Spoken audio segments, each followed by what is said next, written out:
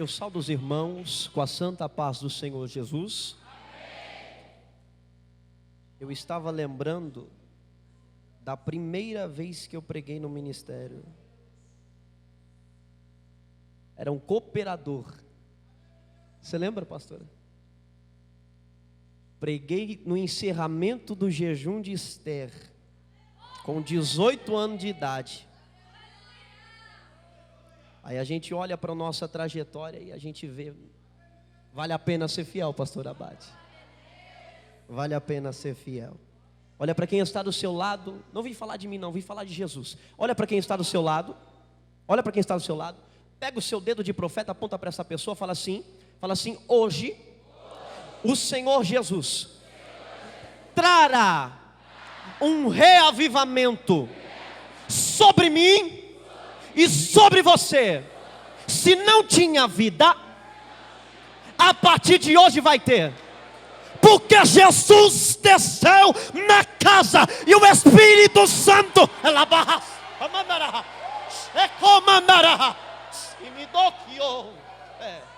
o Espírito Santo de Deus já está na casa.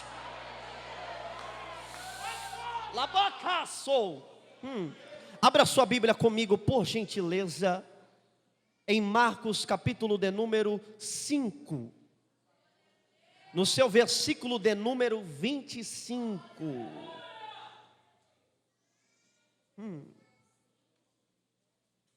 Santo de Israel.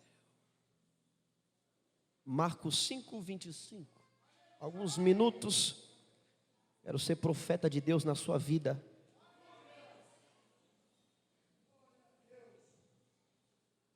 Você vai entender nesse texto que eu vou ler. Escuta isso. Você vai entender nesse texto que eu vou ler que você não depende de ninguém para ser abençoado, não. Você vai entender nesse texto que você não precisa puxar o saco de ninguém não para ser abençoado, não. Você vai entender nesse texto o segredo de ser abençoado. Você vai entender agora. Quem encontrou, diga amém. Marcos 5, 25 diz assim: e certa mulher que havia 12 anos tinha um fluxo de sangue, e que havia padecido muito com muitos médicos, e despendido tudo quanto tinha, e nada lhe proveitando isso, antes indo a pior. 27 diz assim: ela, ouvindo falar de Jesus, veio por detrás, comprimida, e tocou na sua veste, porque ela dizia: se eu somente tocar nas suas vestes, eu serei sã, serei curada, serei sarada. Imediatamente a fonte do seu sangue se secou, e ela sentiu no seu corpo já estar curada daquela aflição. E Jesus, imediatamente, sabendo que saía a virtude de si mesmo, voltou-se para o aperto e disse: quem tocou nas minhas vestes? E disseram seus discípulos: tu vês que a multidão te aperta e dizes: quem me tocou? E ele olhava ao seu redor para ver quem havia feito aquilo. Mas a mulher, atemorizada, trêmula, sabendo o que foi feito a ela, aproximou-se e caiu no chão diante dele, e disse toda a verdade. E ele disse-lhe a ela: filha, a tua fé, filha, a tua fé, filha, a tua fé te sarou, te curou, te libertou. Vai-te em paz e ser curada deste teu mal. E você assenta glorificando ao nome do Senhor Jesus.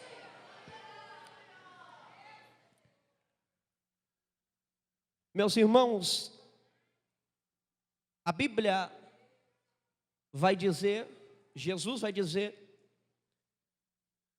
sobre Ele mesmo, dizendo que Ele é o caminho, que Ele é a verdade e que Ele é a vida. Se Ele é o caminho, se Ele é a verdade, se Ele é a vida, bem sei, bem entendo que, se Ele é o caminho, Ele é a verdade, Ele é a vida, por onde Ele passa, tem vida. Por onde Ele passa, a verdade se manifesta. Por onde Ele passa, há libertação. Por onde Ele passa, há curas. Por onde Ele passa, há salvação. Por onde Ele passa, porque Ele próprio disse que Ele é o caminho, a verdade e a vida. E se você for ler o evangelho de que Marcos escreve sobre Jesus Cristo, você vai ver no capítulo 5 que Jesus estava em Gadara. Jesus em Gadara estava expulsando legiões de demônio, mas Jesus seguia um caminho. Capítulo 5, Jesus está em Gadara no seu início. Jesus sai de Gadara, expulsa a legião, e o caminho de Jesus continua. Jesus tem um encontro com um homem chamado de Jairo, que pede socorro pela tua filha. Jesus vai até a casa de Jairo. Só que para ir na casa de Jairo, Jesus tinha que passar por um. Repita comigo, caminho. Jesus tinha que passar por um. Jesus tinha que passar por um. Jesus tinha que passar por um caminho. E Jesus, ele estava indo em direção à casa de Jairo. Jesus estava indo em direção à casa de Jairo, até que o foco de Jesus não era curar ninguém no caminho. Sabe por quê? Porque a multidão estava ao redor de Jesus Cristo. Não existia uma, duas, três, quatro, cinco, não. Eram milhares de pessoas que estavam em volta de Jesus. Era uma multidão que não se dava para contar nos dedos, nem nos pensamentos. E Jesus estava com um propósito, que era a casa de Jairo. Jesus, ele sai e ele continua o seu caminho. Ele expulsa os demônios e ele continua o seu caminho. A multidão começa a oprimir a Jesus e ele continua no seu caminho. Só que nós aprendemos aqui agora há pouco, que Jesus, por onde ele passa, a cura, libertação, milagres, prodígios e maravilhas. Por quê? Porque ele próprio é o caminho, ele é a verdade, ele é a vida. E se ele é o caminho, ele seguia o caminho. O caminho de Jesus levava para a cruz do Calvário. Por isso que nós temos que seguir o caminho de Cristo. Por isso que nós temos que seguir o caminho de Jesus. Mas quando eu falo de milagre, glória! Mas quando eu falo de salvação, o grilo canta. Sabe por quê? Porque a prioridade do cristão não é bens terreno, é o céu, é as mansões celestiais.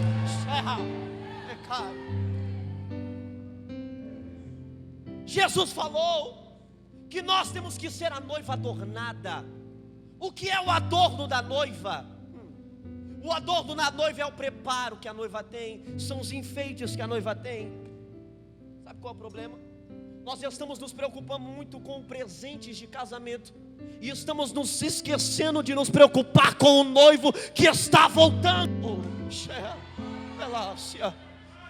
Aí eu te pergunto, o que é prioridade para nós? Será um carro? Será uma casa? Ou será morar nas mansões celestiais? O caminho de Jesus curava.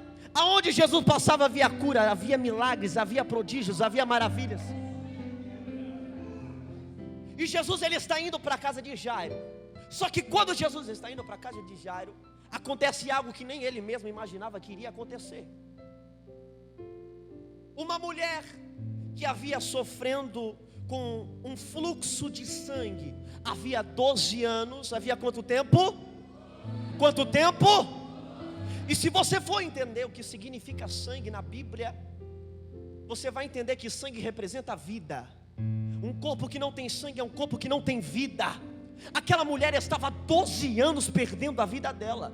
Aquela mulher estava 12 anos morrendo aos poucos. Quantos não vêm para a igreja e está morrendo aos poucos, porque não sabe que a cruz é um milagre?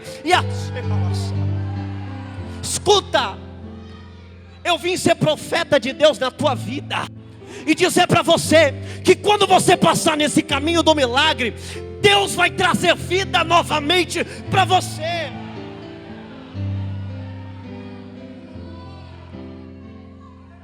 O pastor Edielson acabou de falar aqui sobre o avivamento. Isso é muito forte. Sabe por quê? Porque o avivamento é trazer vida, mas o reavivamento é trazer vida novamente. O avivamento é dar vida a quem nunca teve vida. O reavivamento é dar vida a quem teve vida, morreu, não tem mais vida. E Deus vem, traz o reavivamento e traz vida para nós. E Deus está falando para mim aqui, que está trazendo um reavivamento sobre esta casa, que está trazendo vida para pessoas que estavam parados, que está trazendo vida para pessoas que estavam desanimados. Aquela mulher, ela estava há 12 anos sofrendo, até que ela escuta que Jesus estava passando. Quando ela escuta que Jesus estava passando, automaticamente ela fala: tudo que eu tinha, eu gastei com a medicina, não tenho mais esperanças. A minha fé está meio que abalada, porque o homem não pode solucionar aquilo que eu preciso que ele solucione.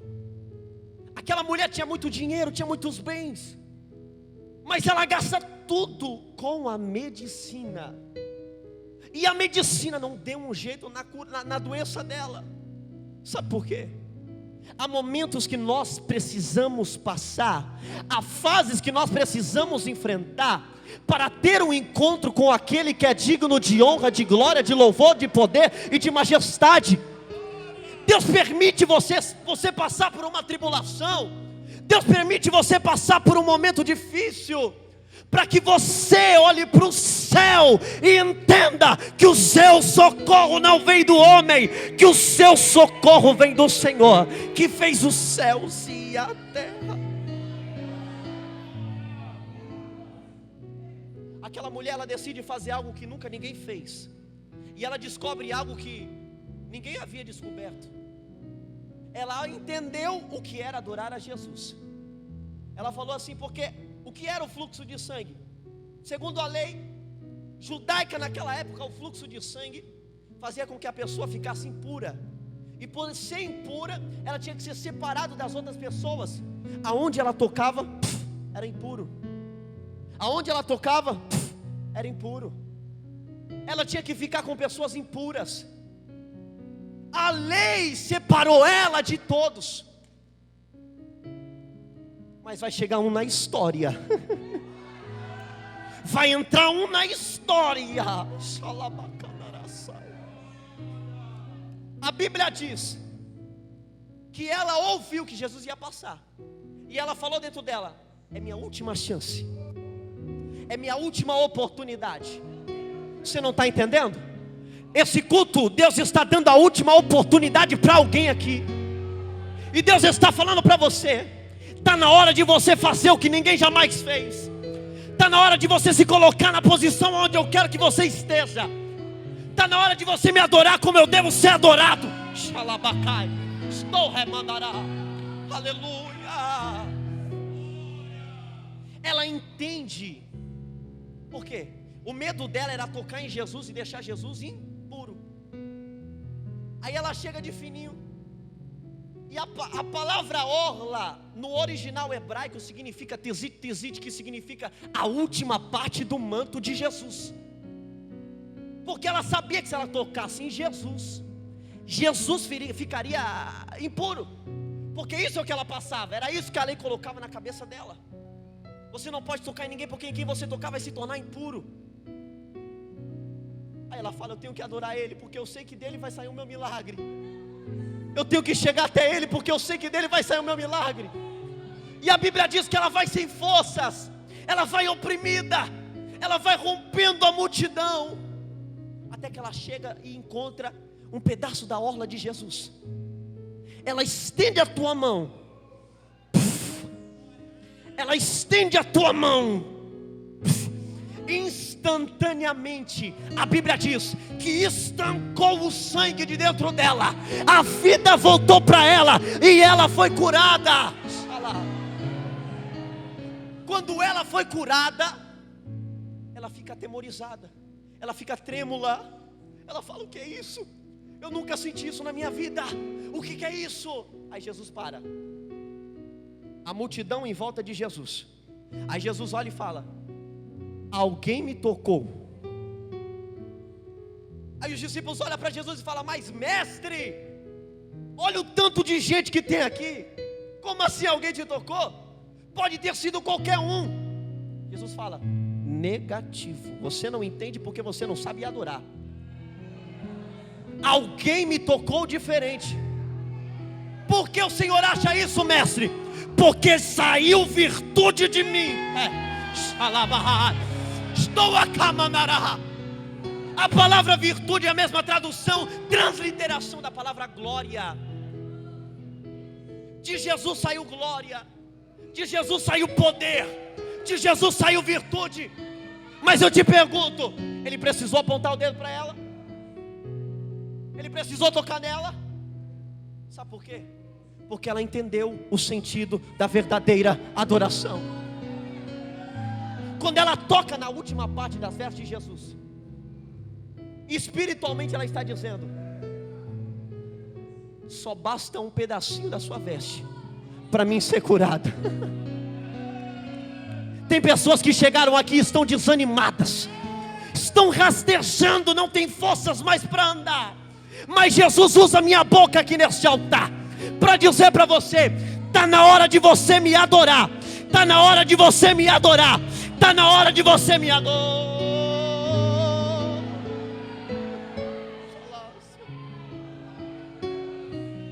Saiu virtude de Jesus.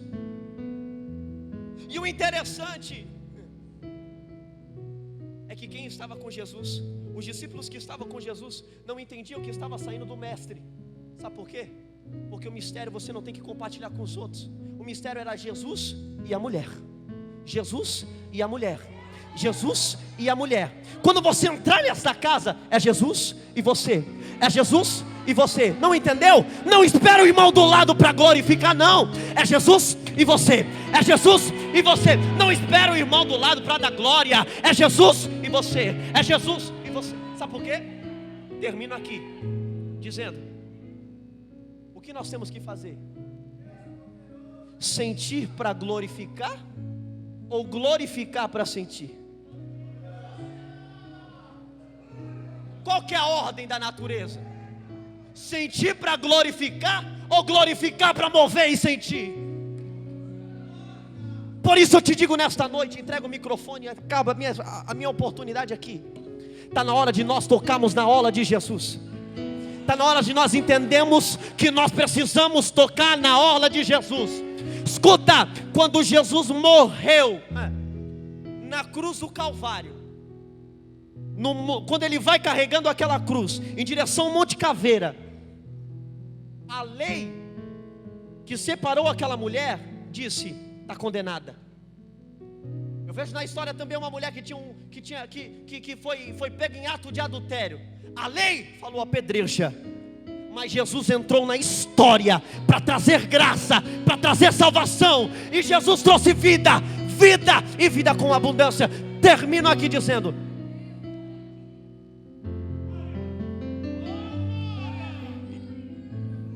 quando Jesus foi crucificado, Ele leva nos teus ombros o peso da lei. E quando Ele carrega em teus ombros o peso da lei, automaticamente se manifesta a graça.